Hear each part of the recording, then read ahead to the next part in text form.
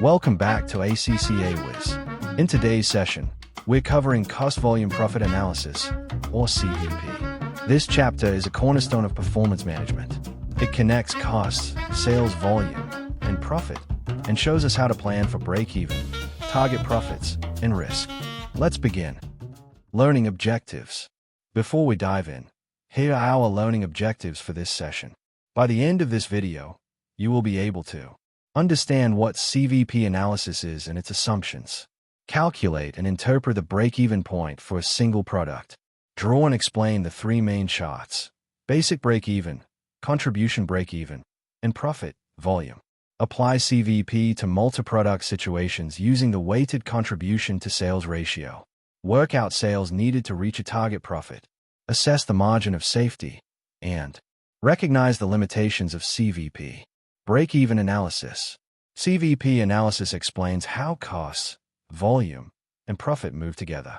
We'll start with a single product, then expand to multi-product scenarios, and finally discuss the limitations. Single product break-even. Let's take an example. Selling price equals $50. Variable cost equals $30. Contribution equals $20 per unit. Fixed costs equals $20,000.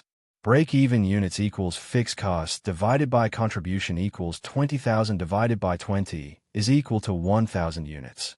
So, if the business sells 1,000 units, it covers all costs but makes no profit. If it sells 1,700 units, profit equals 1,700 times 20, less 20,000 equals $14,000. This simple example will be carried through all our charts. Basic break-even chart. Here's the classic break-even chart. The sales revenue line rises from zero. The total cost line starts at $20,000, the fixed cost. The point where they meet is the break-even point, 1,000 units. Below BEP, the company is in loss. Above BEP, it is in profit. With forecast sales of 1,700 units, the profit area is highlighted. The gap between forecast and break-even sales is the margin of safety, which we'll revisit later. Contribution break-even chart. This chart builds on the first one. We've added a variable cost line. That means the gap between the sales line and variable cost line is the contribution. From contribution, we deduct fixed costs. The remainder is profit. This chart is great for visualizing how contribution grows as sales increase. Profit volume chart. Next is the profit volume chart. Instead of plotting costs and sales, this shows profit and loss directly. At zero sales, the business is at a loss of $20,000, the fixed costs. As sales increase, profit rises in a straight line. At 1,000 units, the line crosses zero, the break-even point. At 1,700 units, profit is $14,000. This chart is powerful because you can instantly see the relationship between sales and profit. Multi-product break-even. In real life, most companies sell more than one product. The issue: each product has a different contribution, so you can't just divide fixed costs by one product's contribution. Solution: use a weighted average contribution to sales ratio. Example: product A makes up 60% of sales. Product B makes up 40%. We calculate each contribution ratio, weight them, and then use the average to find break-even revenue. Important: this only works if the sales mix remains constant. If customers switch preferences, the break-even point changes. Target profit for multiple products. Now let's extend the idea to target profit. Formula: required revenue equals fixed costs plus target profit divided by weighted contribution to sales ratio. For example, fixed costs equals $20,000. Target profit equals $10,000.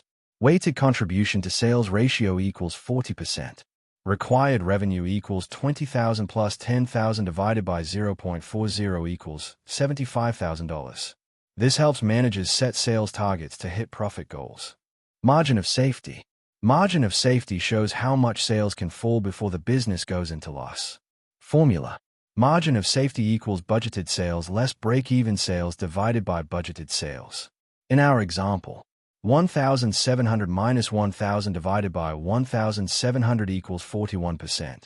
This means sales could drop by 41% before losses occur. The higher the margin of safety, the lower the risk. It's a great indicator of stability. Limitations of CVP. CVP is simple, but it comes with limitations. It assumes costs and revenues are perfectly linear. It assumes all costs can be split cleanly into fixed and variable. It assumes the sales mix doesn't change. It ignores inflation, demand shifts, and capacity limits. So while CVP is a powerful planning tool, managers should combine it with other techniques for real-world decisions. Exam takeaways. Before we wrap up, let's recap the key takeaways. Memorize the formulas: break-even point, margin of safety, contribution to sales ratio, target profit. Be confident with the charts. Understand and interpret all four. Always discuss limitations in written questions. If you do these three, CVP becomes an easy win topic in exams. That's the end of Chapter 5, Cost Volume Profit Analysis.